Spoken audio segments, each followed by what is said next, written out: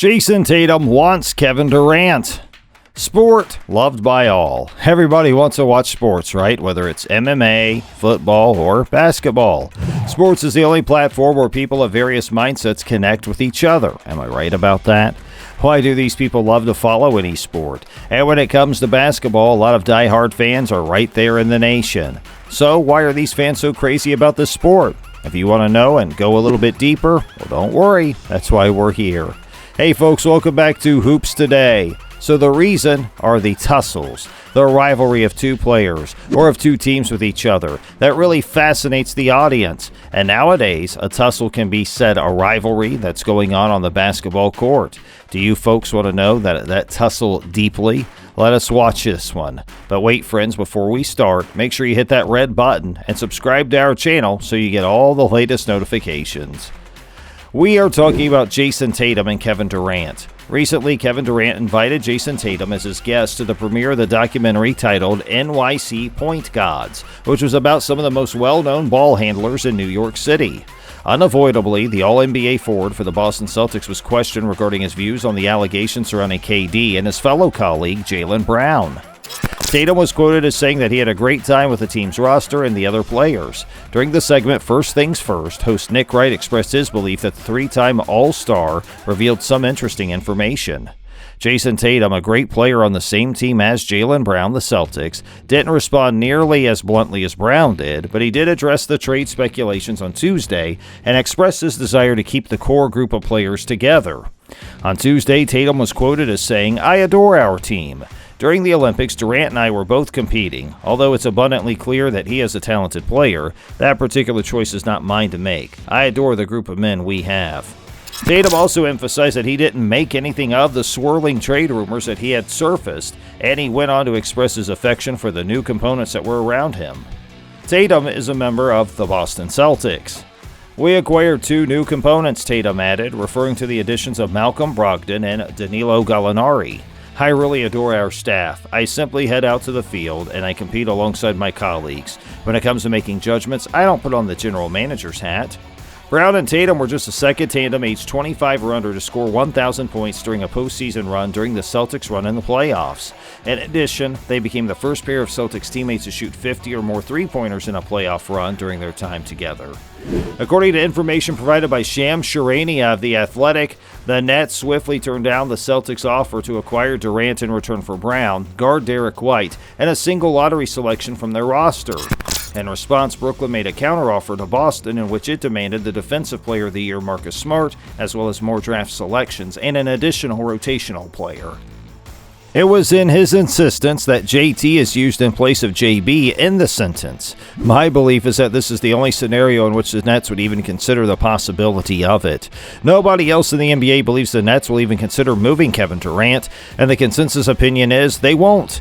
They are responding to Kevin's request in the same manner as if they were patting him on the head and telling him that they're out there pounding the bushes for him. Because the amount they're demanding is so outrageously exorbitant, they are fully aware that nobody will be able to match it. They do not want to have their hand pushed in any way. Joe Tsai is going to wager that this late in Kevin's career, he's not going to be prone to sulk and that he's not going to be willing to sacrifice a whole holdout year. Kevin hoops and works hard. I believe that the Nets are putting their hopes in that. Shannon Sharpe shared Bayless's viewpoint about the possibility of a deal taking place between the two teams. It was agreed upon by both parties that the Nets are not going to take a cheap offer. Guys like Durant only become available once every 3 generations. They would be more than glad to accept a higher fee from you if you so desired. But if you believe they're going to take any offer simply because he wants out of there, you're mistaken.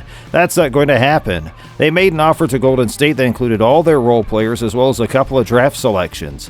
They believe that if we relocate him, we will at the very least come close to getting the money that we're asking for. The Boston Celtics came close to winning the NBA Finals against the Golden State Warriors, thanks in large part to Tatum and Brown. The two young players had a chance to steer their club to a title if it weren't for Steph Curry's incredible performance in Game 4. The Celtics, on the other hand, struggled. By securing the services of Malcolm Brogdon and Danilo Gallinari over the summer, they were able to satisfy their requirements. However, Kevin Durant's request for a trade forced other clubs to explore the possibility of making a deal in order to get one of the best players in the game. What did you anticipate he would say to you? In June, Jayson Tatum, Jaylen Brown, and a core group of Celtics players who have been playing together for years led the team to the NBA Finals, where they came within 2 games of winning the championship. Malcolm Brogdon and Danilo Gallinari joined the club in July, which resulted in the team's overall strength increasing. Then about a week ago, rumors began to circulate that Kevin Durant may be traded, and Brown was right in the middle of it. Nick Friedel of ESPN approached Tatum while he was on the red carpet at the opening of the Showtime documentary Point Gods and asked him about the rumors surrounding the possible trade of Kevin Durant.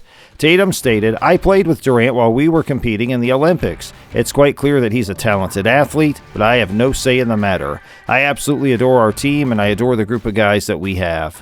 We acquired 2 new components, Tatum added, referring to the additions of Malcolm Brogdon and Danilo Gallinari. "We adore playing for our squad. We simply head out to the field and compete alongside my colleagues. When it comes to making judgments, we don't put on the general manager's hat." Although he was an executive producer on the documentary Point Gods, which was about point guards from New York in the 1980s and 90s, Durant chose not to engage with the media. In the past several weeks, trade conversations involving Durant have been unmovable, both with the Celtics and with everyone else, but some around the league believe Brooklyn leaked the Boston news to try to light a fire under the talks and get them going again. The Celtics allegedly made an offer of Brown, Derek White, and a first-round selection in exchange for Durant, and in response, the Nets reportedly asked for Marcus Smart and other draft picks to be included in the deal.